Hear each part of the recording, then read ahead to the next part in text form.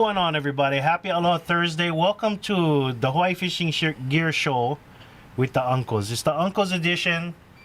We get Uncle Wally here and Uncle Bill. Welcome. If you guys got questions about Hawaii fishing, we're going to give you guys 30 plus minutes.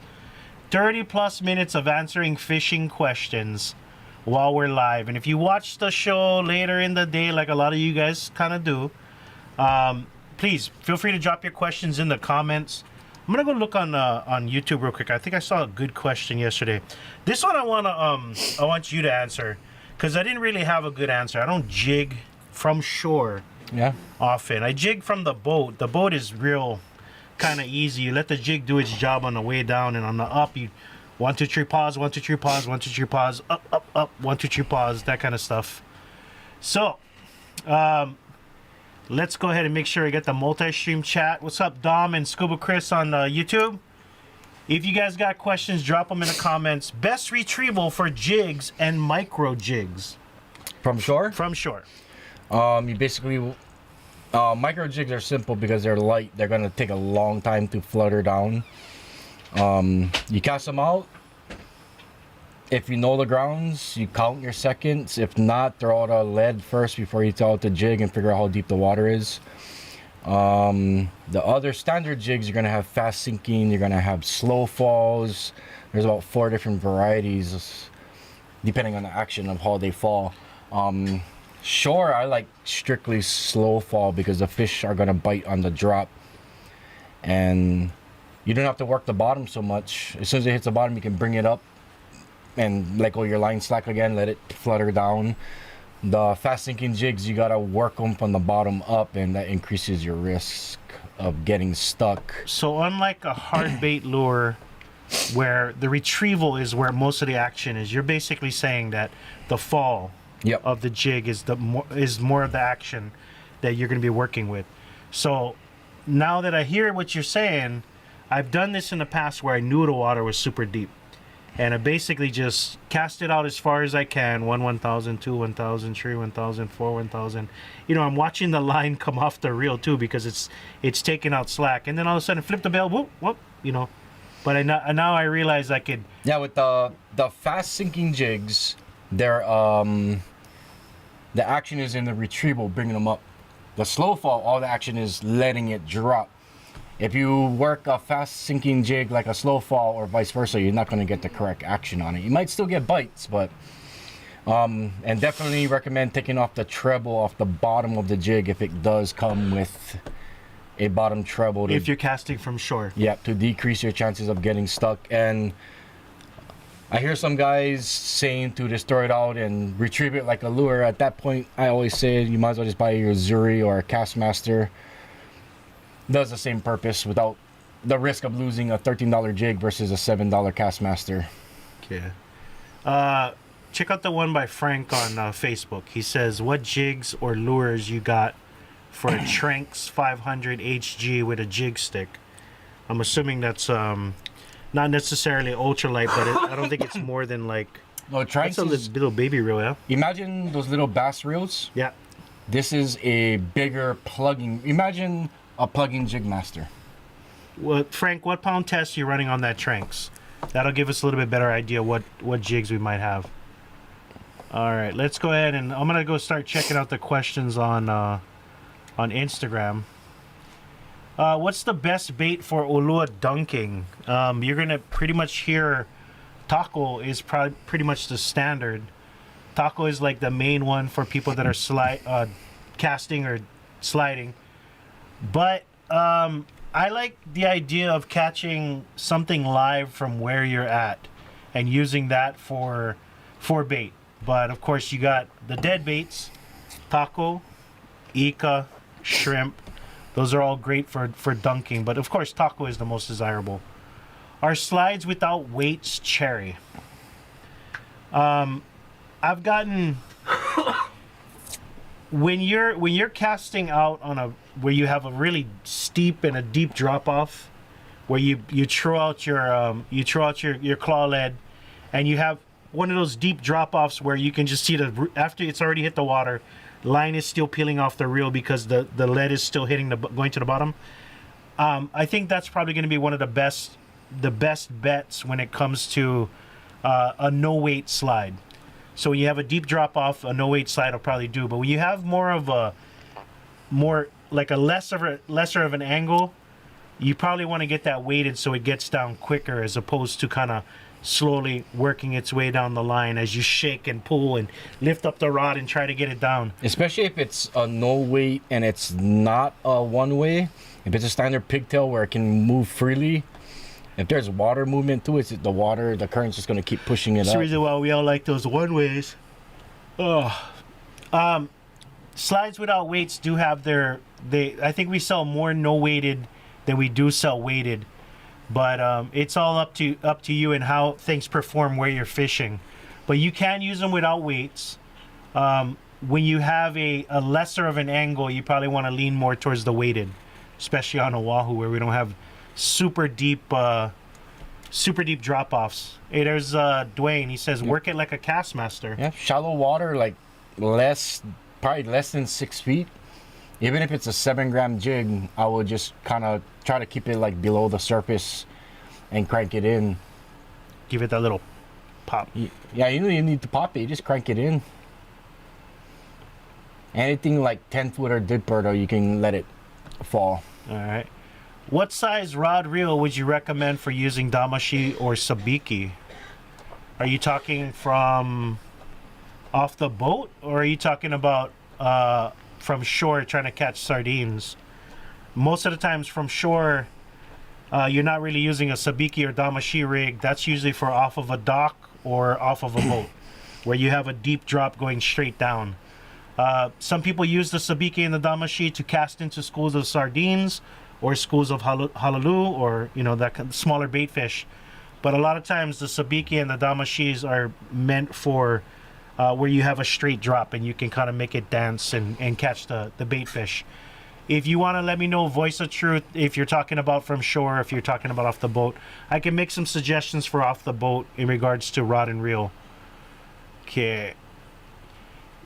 You got, yeah, Mr. Ramos, we did figure it out. We got a special gift certificate we'll be doing for that.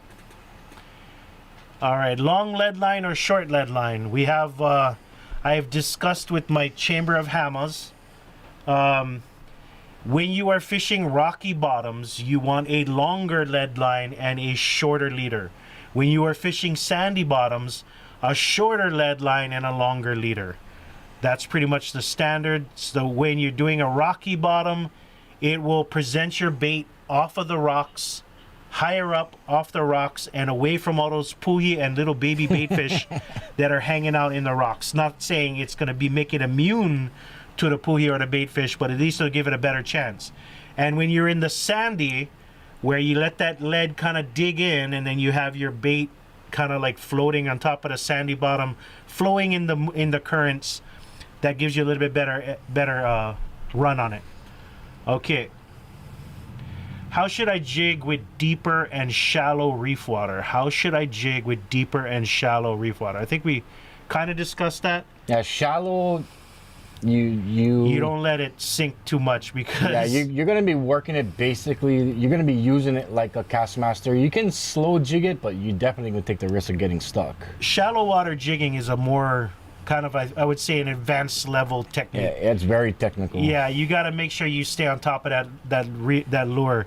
Like if you're gonna let it pause, you got to stay right on top of it and understand what it's doing, because if you let a jig or a cast master pause, like where you stop reeling for a moment, shallow water, if you don't know what you're doing or how that jig is responding to your retrieval, that's it. Say aloha, or get wet to your jig, A cast master will get stuck a lot easier than a jig, though, because a cast master has that treble on the back.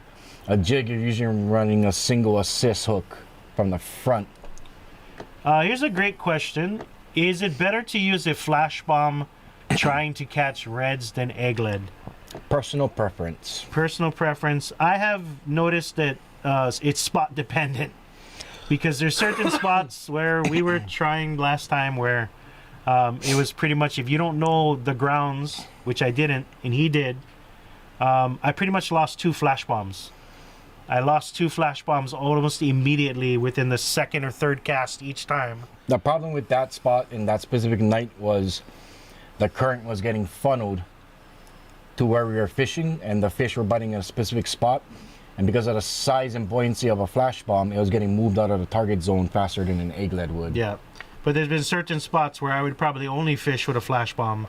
Yep. And there's certain spots based on the cost, I would probably only fish with an egg lead.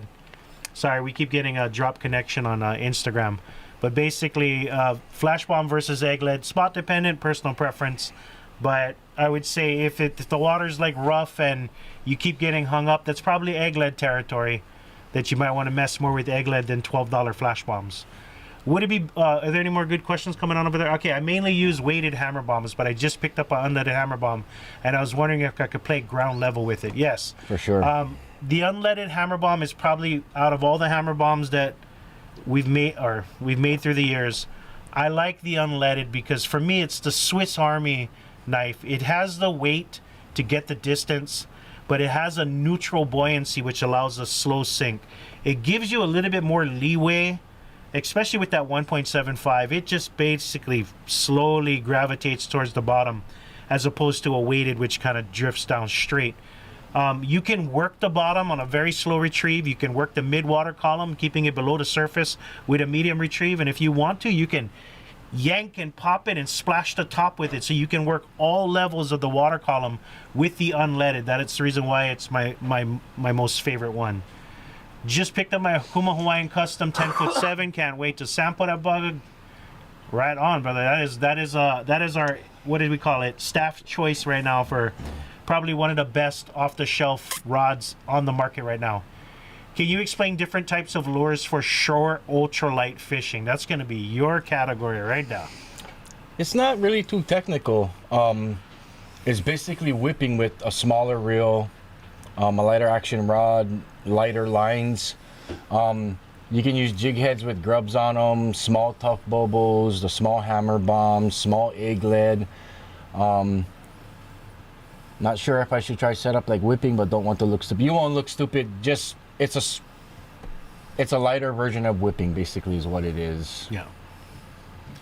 All right. Would it be better to put your reels in a dry bag or a reel cover if you're hiking and going through water? If you're transversing or going through water on a way out to fishing, it's probably in your best interest to put your reels in a dry bag because you get saltwater exposure to your reels, especially when it gets submersed. So say, for instance, a big wave comes in, submerses the backpack or the bag that your reels are in, you're unnecessarily exposing your reels to salt water. Not saying that when you finally get to the spot, the waves and the sea spray are not going to expose your reels, but it's always good to at least put your reels in some sort of watertight container on your way to the spot. Nothing's going to be as bad as like just grabbing a big Ziploc bag, dumping your reel in there, closing it up and putting it in your bag. Doesn't take up any extra space. I used to use Pelican cases on my kayak. Yeah. Because you can actually attach them to your cooler bag or whatever you're using. Yeah. But you know, always is nice to get a nice reel that is saltwater corrosion resistant. Pen reels have always been, the older pen reels have always been kind of good. The older pen reels with the brass internals, like the older Pen 4.0s that have brass gears, those are always been saltwater monsters, you know. If you're doing that type of fishing, you might want to look into, that's one of the very few situations where Van Staal is going to be something you want. Okay, so Voice of Truth, he finally followed up with his question. Short casting for sardines. With the Damashi. What ounce egg lead are you throwing? As small as I can manage. So 1/4 ounce, depending on the distance, right? Most of the time, I find myself using like the 1/2 ounce. Okay, so you take the long 6-piece Damashi. You usually cut them in half, right? I tie my own now, and I just do a 3-hook setup. It's much easier to manage. So usually the Damashis have about 6 hooks. Guys will take it and cut it in half. Now they're not tying like a standard whipping setup where you have your egg lead and then the Damashi behind it. What they're doing is they're tying their Damashi to their main line, and on the back end of the Damashi, they're tying an egg lead off to that. So you cast out with the Damashi in front of your lead, and then you reel it in basically based on that. And you ring it in right through the school. Yep. So main line to Damashi to egg lead on the back. 3G, 4G, the ones that have the that clear like lye-looking skin Yeah. wings. That's Like a fish skin version. Fish skin, yeah. But That's to the one you answer want. your question, just get yourself a whipping rod that can handle, I would say, up to 3/4 of an ounce. You'll probably be fine.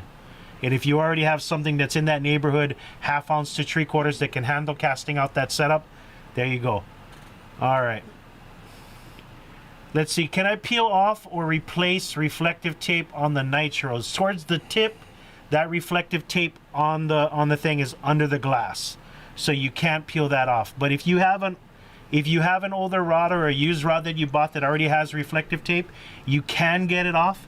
I would recommend probably using a little bit of a hair dryer. Don't get nuts and overheat it, but a little bit of hair dryer. Get it nice and hot, and that reflective tape will come off a little bit easier. Don't go heavy on. Don't use acetone. You can probably do a little alcohol wipe after, but don't go heavy on the alcohol. It might start eating into the resin if you leave it on too long.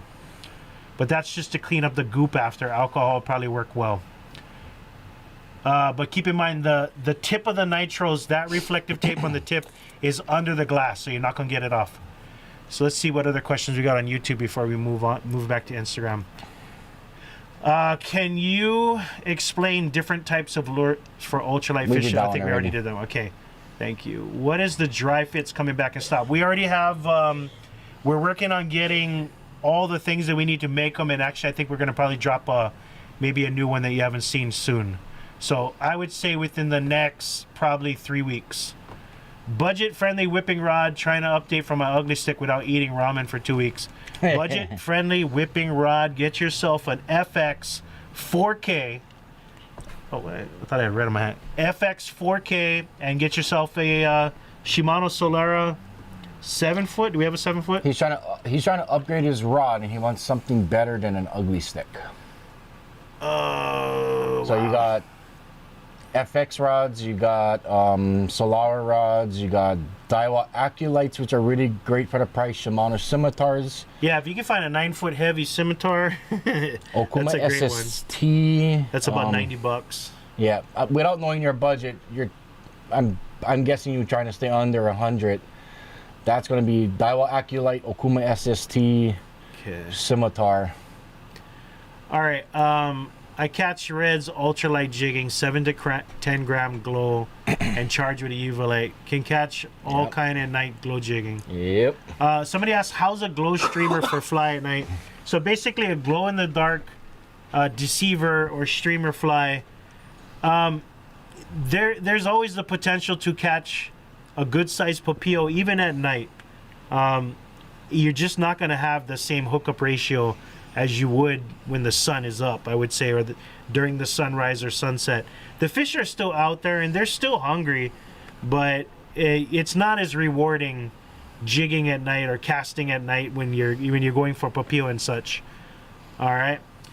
This might sound like a dumb question, but can I use the unleaded hammer bomb to target reds instead of a flash bomb? Yeah, you can. You absolutely can. All right. How big of a fish can 30-pound braid handle? I've seen, I think it was a 47 or 48 come up on 30-pound braid. Technically, if you play your cards right and you do everything absolutely right, you can land 100-pounder if you had to. If you knew what you're doing, it's possible to stop the fit. You know, hopefully you get everything working in the right direction. But realistically, I mean, if you gotta hammer it down and worry about losing line, I'd say the 40, maybe 50 max. Yep. Right about there. All right. Mono or braid for mainline sliding for 100-pound aluas? Mono. Mono 100%. I think you're crazy if you're slide baiting with braid. And you do not need braid backing. Unless you're in Texas and you're off the jetty and you know that there's no rocks or jagged volcanic rocks like you find here in Hawaii, then you'll probably be all right. But here in Hawaii, if you're going to be bait casting, it's all monofilament Suji line. All right. Top 5 companion lures. Top 5 companion lures. My personal. Revolver, Abalone, Owama, Pearl Jam, And let me throw out one more. That's it. That's all I need right there. 4. What's your? Abalone, Cleopatra. Oh, I forgot about Cleopatra. I'm gonna add Cleopatra to mine. Candy, which is a sleeper grub. Yeah. That's a sleeper. Opie. And You didn't say Revolver. Not a fan? Abalone has filled that spot that Revolver used to do for me. All right. And I like the electric series, any of the electric colors. Gotcha. Wallace, saw your Stella purchases. What pound test, braid, or mono are you putting on the 3K and you primarily targeting with them? 3K, I'm going to put JDM braid, which is going to be equivalent to like a 10-pound Power Pro. And that's going to be my like 1/2 ounce and 3/4 ounce O'Eel, smaller papille goats. Pause to okay. And what about the other reel? The 1K. What do you put on 1K, that's straight ultralight. That's going to be 2-pound test. 2-pound monofilament on one spool, and then PE 0.4 or 0.6 on the other one, a braid. Hallelujah Cooler. Just want to go mess around. What's a good first Ulua setup, mostly for live baiting? Live baiting. Are you talking about like a spinner setup, or are you talking about Ulua pull setup? I'll go with the Ulua pull setup for a beginner. Get yourself a medium heavy nitro or a medium Pen Carnage 3. Get yourself a Jig Master or a Sea Line. Those are great beginner reels. They have a big fat lip on the side of the spool. They make it a little bit easier to cast. For a live bait, like say for instance it's Awama season and you want to live bait an Awama, get yourself a 10-foot to 12-foot rod that can cast up to anywhere between 4 to 6 ounces, and a nice spinner that you can loosen the drag on, cast it out and let it go, you know. Where can I find the auction deals? High Fish Gear Deals on Facebook. We got our 4 o'clock auction starting in about 13 minutes. High Fish Gear Deals on Facebook. I always check for member requests right before we start our 4 p.m. auctions. You got to be on Facebook. What knots to use, and does leader matter? I think, okay, so we're going to get the basics because there's a lot of more technical knots out there that require you practicing them. But the Palomar knot is one of those universal knots. You can use it for a lot of stuff. The Snell knot is great for tying on your hooks to your leader. Yep. And then when you're whipping and stuff, the improved cinch is great. And then another knot that is probably on the fringe of specialty, but a very essential knot to me personally is the Rapala knot. Those are like the 4 knots that I use the most. Palomar, Snell, improved cinch, and then the Rapala knot. Is there any knots that you use? I use the Palomar, the Uni, and the Loop. I use the Snail for my Damashis. Gotcha. Write that down, brother. All right. I have a flash bomb that's been rolling around in the back of my truck for 3 weeks and it still works. What's the lifespan when continuously on? I think back in the day, they said if you kept moving it constantly, never letting it rest, would be 12 days. Sorry, not 12 days. 12 hours of non-stop moving it. 12 hours. That's the reason why we have that dot on there. If you stack it with the dot facing up where it's not rolling around. But that's like an estimate. Like if they say, oh, how long does it last? We tell them, 12 hours, but it usually lasts longer. This way you're not disappointed with it. We guarantee flash bomb purchases for up to 30 days. If you bought it somewhere else, if you bought it at a different shop, you can always take it back to the shop with a receipt. So whenever you buy a flash bomb and you are overly concerned that you're not going to be able to use it right away, they're like fresh consumables. Don't buy it now and expect to use it a year later. Unless you store it correctly with the dot up, it'll last for years. But I haven't, I've had, a few flash bombs die on me, but they're like, I come back to it maybe like a year or 2 later, and I wasn't expecting them to work. I'm like, maybe, no. But then I've had, I think one of the first prototype flash bombs, the first time we ever got them, I remember because the prototype lights had yellows in them. Yeah. And I remember I lost it on Eva Beach Road. And then later when I was diving for lead, You found it. I found it. And it was 3 months later. And in all the surf and everything being constantly splashed around, Bugga was still blinking strong. And I think I still have it. I still have it at my house, and it's like lightly blinking, lightly. Like it's kind of the battery's almost dead, but I keep it stored where it's not blinking anymore. But we guarantee them for 30 days. If you got one within 30 days that stopped blinking, take it back to where you buy it from. They'll replace it. You can always just reach out to us too personally, and we'll hook you up as long as you got proof of purchase and when you bought it. There you go. There, check out Bronson's 12-foot medium heavy Okuma for light dunking. 4K pen. 12-foot medium heavy. 4K Daiwa, like the Daiwa BG. If you like go Shimano, spherules will probably balance better than a 5K Stratic. 5 or 6K Shimano SW. Okay, somebody's asking question, what's the requirements to do consignment? If we don't know you, if you're just brand new, I highly recommend sending us a picture and a list of what you got. Because there's a lot of people out there that, hey, I got some stuff for a consignment, and it's just like, oh, I get this one busted pole, no eye, and one old reel, and I'm just, that's not really what we want to auction. But reach out to us, send us a DM, Stussy.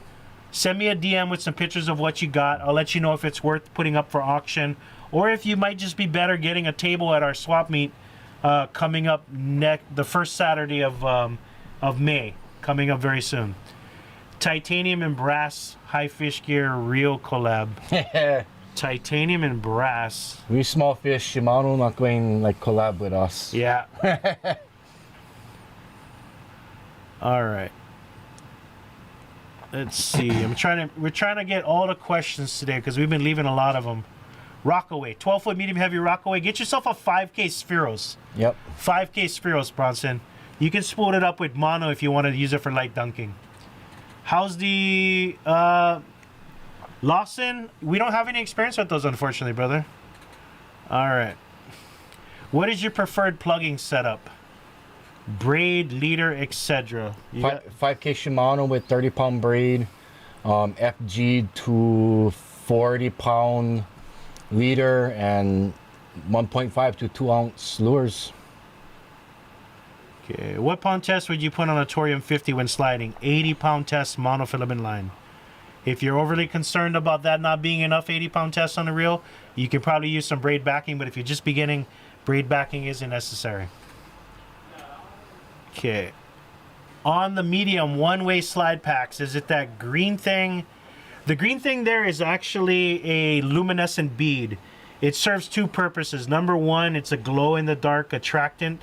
Number two, it provides an extra little added security so the spring doesn't collapse on itself. We've before we ordered bulk packs of those, we put it through the ringer. We had you and Tyler pulled the crap out of it, right? Oh yeah. Yeah, it can handle. Those things can handle. But as I mentioned before, it's like fine wine. I mean, there's people that consume really nice wine and they know what they want and they have expectations of what they want. This is what I'm talking about for slide bait guys. Most guys prefer to tie their own slides so they cannot blame somebody else for losing their lure.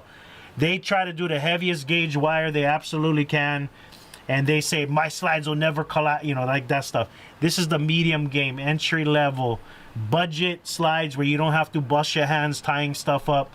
It's entry level slides, and I'm not expecting the hammers to use it, okay? I don't want to hear, this and that. It's for beginners. It's a good budget entry, but that glow bead provides a little bit of spray where it doesn't collapse on itself, and it also provides a little glow in the dark. All right. Can you plug with a popper from a cliff on? I would think I would come out of the water when popping. When you're higher up.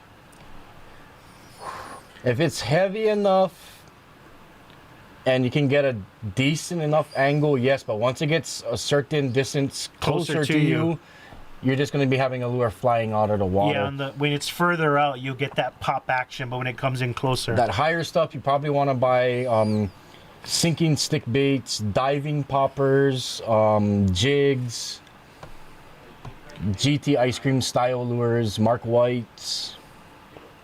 Okay, and sorry, he says, I think I missed it. How's the consignment work?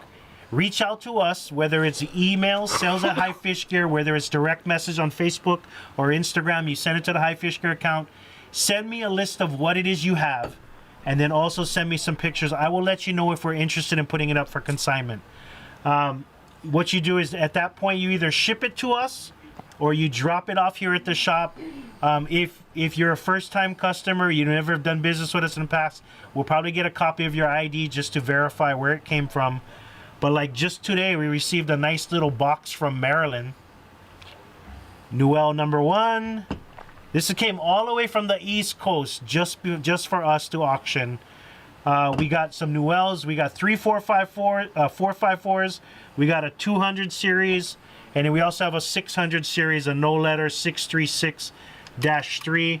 We have a total of 5 Newells and a bunch of other fun reels that we'll be auctioning on Saturday. I was just cracking them out of the box and getting them all out and playing with the handles on all of them. Hopefully that answers your question. Sam, just send me a DM if you have any more questions.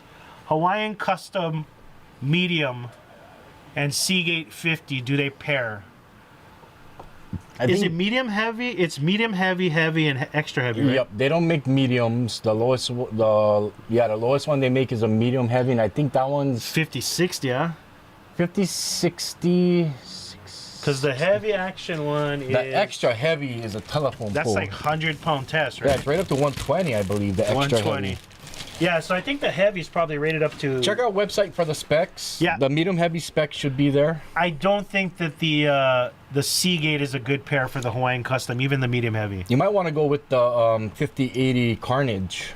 No, I like the 40-60. The 40-60 Carnage. Oh, the 40-60 is the medium, yeah. Yeah. The 40-60 Carnage. I bought 2 Ghost White resin casting balls, but got 2 flash bombs. Oh, you got Waiting lucky. for you, brah. Okay, you pick one for Ash one. There you go. Can you just add more mono to a reel if you don't want to buy the whole new spool? Yeah, you can, but that knot is a failure point, a potential failure point. It's always best to take the line off, but I've bought used reels in the past where I got down 30-40 yards and all of a sudden I see a uni-to-uni knot. Not the best scenario, and I figured at that point I might as well just take off the whole line. I spend the money and just re-spool the entire thing. I don't like that bulge being there. Yeah. Pungase, hopefully that's how you pronounce your name. When you guys bring in the rig binders back, they are currently being made. They haven't been shipped yet, but they... I gotta wait for the Instagram to come back on. Rig binders are on order. Sorry, we're back on Instagram now. Rig binders are on order. We're hoping to have them within the next month or 2. All right? Sign up for notifications with the other 50 people. I think we're probably at 60 by now. 60 people. I'll have notifications on them. All right. What's up, Fisher guy? All right, I think we're good. We gave you guys 33 minutes. I got to start auctions in about 3 minutes. If you enjoyed listening to us yap about fishing and answering random questions, please, we ask yourself, just take a moment right now before you hang up your phone. Leave a like on the video. It helps us reach more people. The more people that watch, 76 viewers over here. Hey, we hit 100. Hey, yes, sir. 100 live viewers, bro, just like that. Hawaii fishing in general. If we didn't get your question and you need an answer, geez, drop it in the comments after the video post. We do check the comments. We try to respond to as many as we can. Bronson, make sure you stop by next time you're in Evo Beach, brother. Okay, aloha, everybody.